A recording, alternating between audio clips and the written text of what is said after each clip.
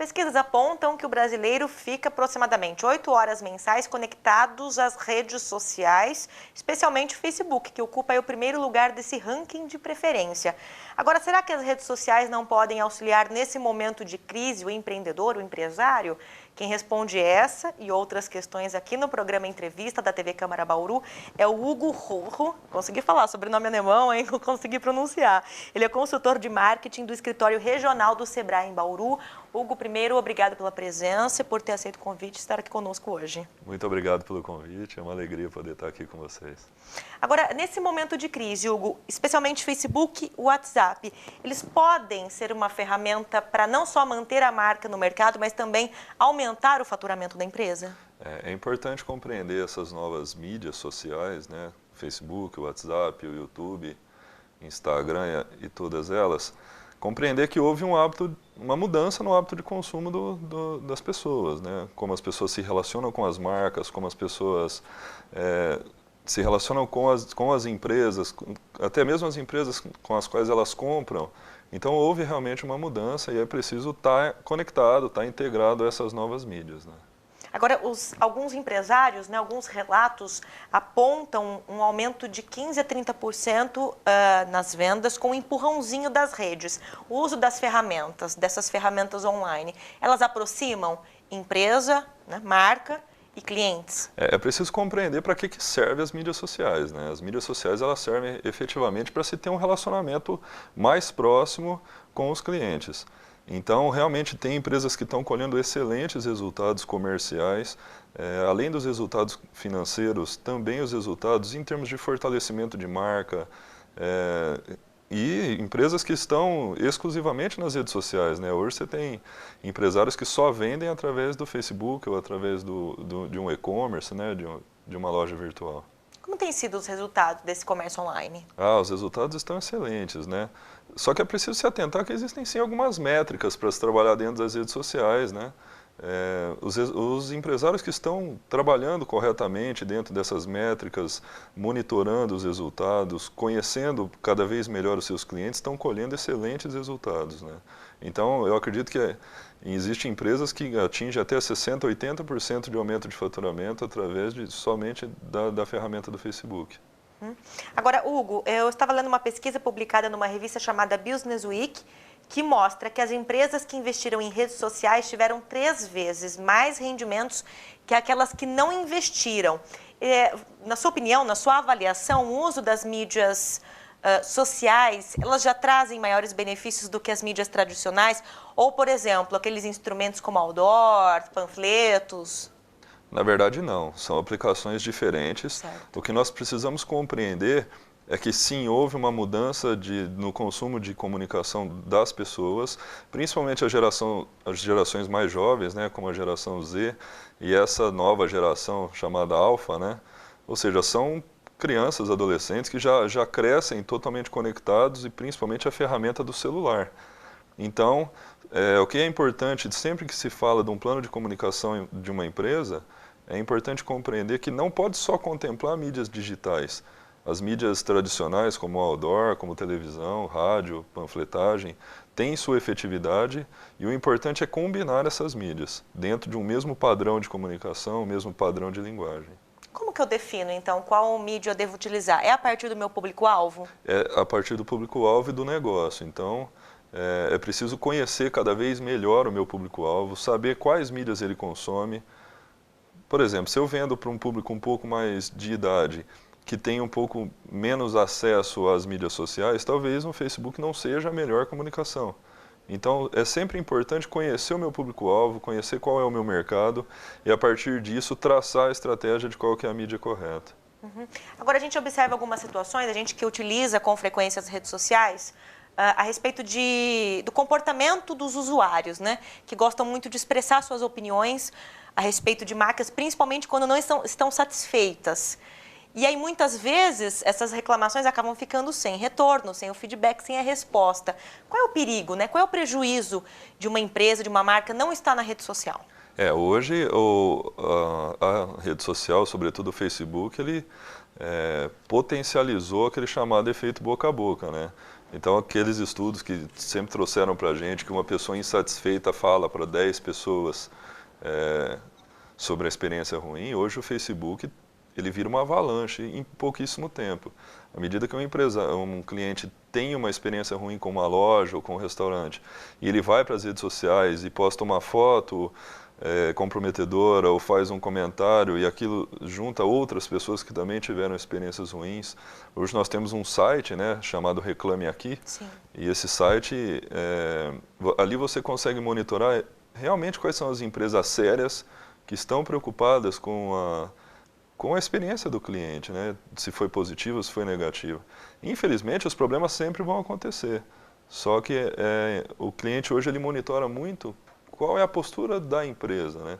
Se responde, se está disposta a resolver o problema, se assume a sua falha no processo, ou se é uma empresa que realmente nem sequer responde, né? Então, tudo isso é muito observado e numa rapidez muito grande na rede social. Então, se eu comprei, não fui bem atendida, tenho uma reclamação, meu produto não chegou do jeito que eu queria ou não consegui trocá-lo, enfim, mandei uma reclamação para uma rede social ou para o Reclame Aqui, não tive resposta, perdeu o cliente. A possibilidade de ter perdido o cliente é muito grande e a possibilidade de ser visto por outros clientes. Sim. A internet trouxe uma coisa para o consumidor que se chama uma antecipação da experiência de uso. Então, hoje, basicamente, ninguém compra um carro sem antes pesquisar em vários sites especializados, um eletrônico, um eletrodoméstico, enfim, ou ir mesmo num restaurante. Hoje tem sites que avaliam restaurantes, né? Ou hotéis, então você consegue antecipar a tua experiência, realmente saber quem já usufruiu daquilo, se gostou, se não gostou, por que não gostou, a nota e tudo mais. Então, isso é meio cruel com os empresários, né? Só que é importante que isso os motive a cada vez dar o feedback mais rápido, a dar o retorno, a tentar reverter as experiências ruins. Uhum. Agora, Hugo, para quem ainda não está nas redes sociais, né, quais são as melhores estratégias? Tenho uma marca, estou começando, né, e quero me posicionar no Facebook, por exemplo. Certo. O que você, de uma forma bem prática, indicaria para esse empresário? A primeira etapa é compreender o uso do Facebook. Hoje, o perfil do Facebook ele é feito para pessoas físicas, né? Aquele perfil que você adiciona amigos. Então, eu preciso compreender que uma empresa não pode se posicionar no Facebook daquela forma. O Facebook separa muito bem o que é uma empresa do que é uma pessoa. Então, o perfil é feito para pessoas e a página, né, ou a fanpage, ela é feita para empresas. Aquela página que o usuário vai curtir a página. Então, a partir da construção de uma fanpage, que ela é gratuita, o empresário ele consegue ali colocar seus produtos, expor suas ideias, expor o seu negócio, o serviço que presta, e daí vai começar a trabalhar dentro das métricas corretas para colher os melhores resultados. Qual é a melhor linguagem que deve ser utilizada? Eu posso utilizar uma linguagem mais formal, uma linguagem daquela de saque, né, de serviço e atendimento ao consumidor, ou é importante que eu tenha uma linguagem mais jovem, mais próxima das pessoas? O grande desafio quando a gente fala de internet, sejam vendas online ou redes sociais, é humanizar o atendimento.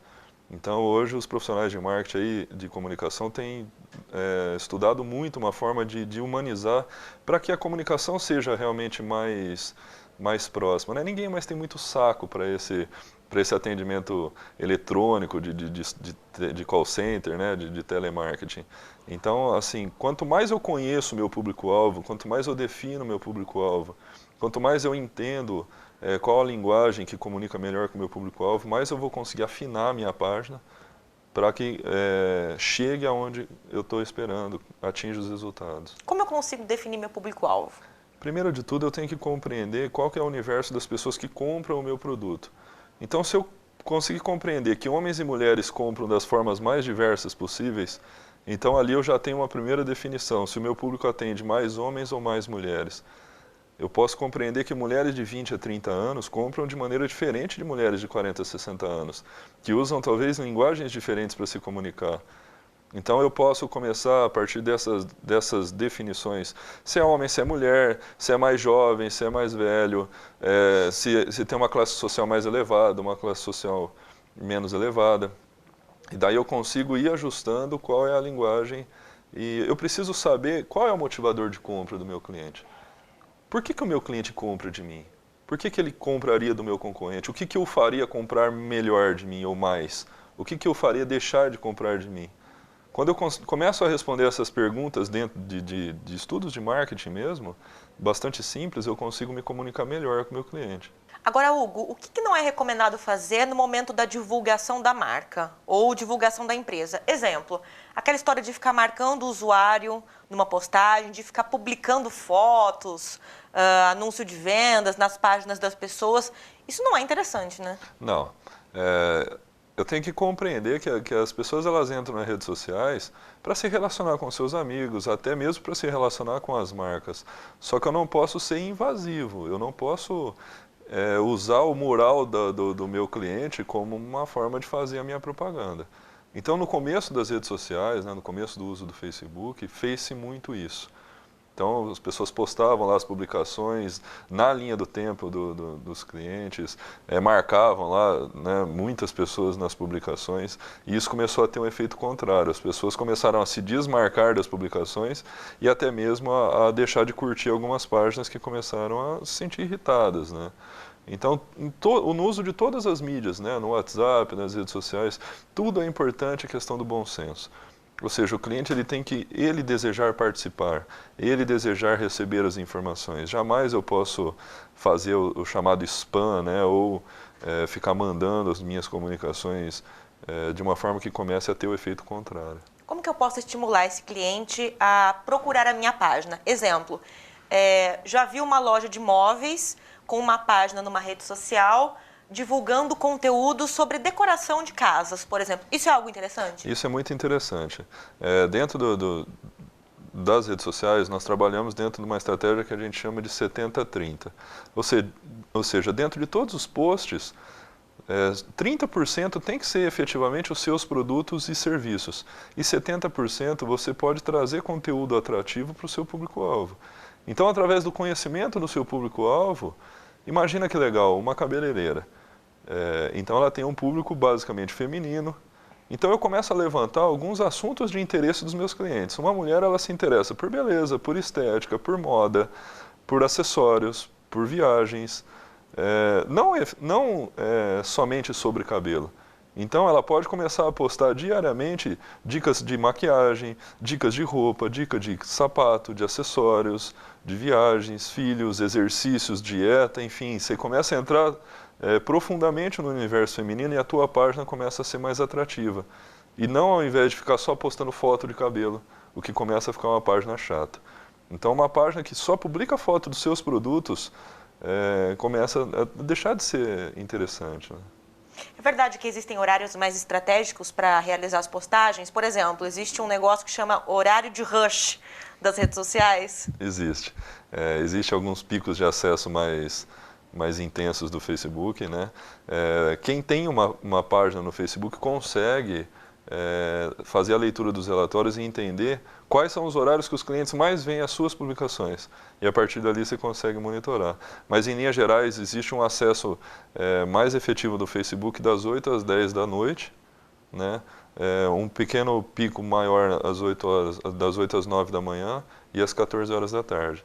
Mas o maior pico de acesso ali, algumas páginas das 7 às 9 da noite ou das 8 às 10, mas é sempre nesse período da noite. E entender também que as postagens para uma rede social como o Facebook é diferente da postagem do Instagram, por exemplo. Isso, é diferente. Cada empresa, cada segmento tem a sua peculiaridade. Por exemplo, se eu trabalho com um restaurante que abre somente no horário do almoço, sabendo que o acesso mais intenso é lá à noite, é desnecessário fazer esse anúncio à noite, porque eu tenho que incitar o meu cliente a vir na hora do almoço. Então eu posso soltar as minhas publicações às 8, 9 horas, 10 horas da manhã, ou seja, quando a pessoa está começando a planejar o que ela vai fazer no almoço, ela pode ser impactada pelo meu conteúdo e se interessar em almoçar no meu restaurante. Então, cada caso é um caso, né? Por isso que é importante, e dali o Sebrae tem toda a estrutura para dar esse suporte para o cliente que quer saber mais sobre como se comportar nas redes sociais a partir do seu negócio, né? Antes de você falar sobre esse auxílio do Sebrae, eu quero que você comente sobre isso. Aqueles banners patrocinados, que muita gente reclama, né? No YouTube, inclusive, no Instagram, no Facebook, enfim. Aquilo é recomendado? Dá resultado? Dá resultado. Apesar de muita gente reclamar. Isso. Primeiro de tudo, eu preciso compreender uma coisa. O Facebook, ele dá uma falsa sensação de que ele é gratuito, mas ele não é. Quando o empresário ele começa a trabalhar no Facebook, dificilmente ele vai conseguir evitar de pagar o Facebook. Porque o Facebook impõe uma série de travas, né? Então, todas as publicações, imagina que você tem na sua página 1000 pessoas que curtiram ali a sua página. Quando você solta uma publicação, essa publicação não vai para as 1000 pessoas. Ela só vai para de 2 a 5% das pessoas. Por quê? O Facebook fez isso de uma maneira muito inteligente. Você imagina se você visse na sua linha do tempo todas as publicações de todos os seus amigos e de todas as páginas. É impossível. Então o Facebook ele realmente filtra. Você recebe de 2 a 5% das publicações. Então como é que eu faço para que todas as pessoas vejam as minhas publicações? Eu preciso investir no Facebook. E daí tem também o investimento nas outras mídias, né? No Twitter, no YouTube, no Instagram. Então eu preciso compreender que dá para se colher muitos bons resultados. E o Facebook é muito legal que você consegue mensurar exatamente quem é o seu público. Você determina ali quem é o seu público-alvo, qual a região que você quer. Se você só quer soltar a sua publicação para Bauru, ou você quer estender Bauru mais 30 quilômetros, você consegue fazer essa definição de uma maneira muito legal no Facebook. E daí, definindo homens, mulheres, eu quero só pessoas casadas, eu quero só pessoas solteiras, eu quero só pessoas de 18 a 25 anos. Você vai definindo o teu público e solta a tua publicação para o teu público alvo efetivo, né? Uhum. Já que você está falando nessa linha de você escolher sua faixa etária, o gênero e etc., né, de quem vai receber a sua publicação, e aqueles eventos online, né? Eu observo que muitas, por exemplo, lojas, elas vão lançar uma nova coleção, então elas realizam coquetéis, criam um evento no Facebook e começam a convidar as pessoas, que sejam clientes ou não. Isso dá certo também? Isso dá certo. É importante porque à medida que a pessoa ela dá o aceite ali no evento, o Facebook avisa aquela pessoa que naquele dia vai ter o evento. Então você pode marcar um evento para daqui a um mês e eu até me interessar, mas chegar no dia lá e perder o dia. Então à medida que eu dei o aceite no Facebook, naquele dia o Facebook vai me avisar que eu tenho um evento à noite, né? Ou de dia, enfim. Então é muito legal, isso dá muito certo. Só que isso também tem que ter critério. Você convida as pessoas, mas você não vai obrigá-las a aceitar, né? Então, ou seja, eu solto ali, eu faço um convite informal e as pessoas dão aceite se elas quiserem, né? Uhum. Agora, Hugo, nós estamos falando sobre várias dicas práticas para quem quer fortalecer ou começar, então, uma marca pelas redes sociais.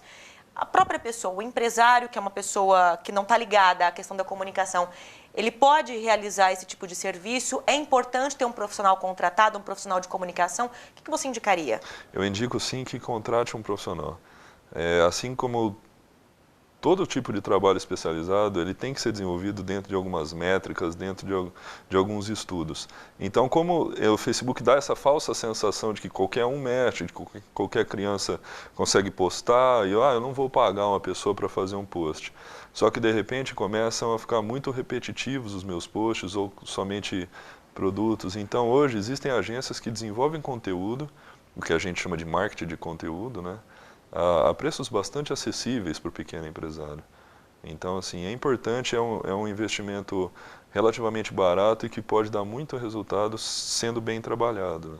Para quem está querendo melhorar seu próprio desempenho, o Sebrae também tem esse auxílio, né? Fornece toda essa colaboração, como que funciona? Eu sou consultor de marketing, então eu consigo dar todo o suporte para o empresário que quer traçar suas estratégias de marketing digital, suas estratégias dentro das mídias sociais. O Sebrae trabalha com orientação empresarial, então o cliente ele vai lá com suas dúvidas, ele vai lá com seus objetivos e a gente traça junto os planos.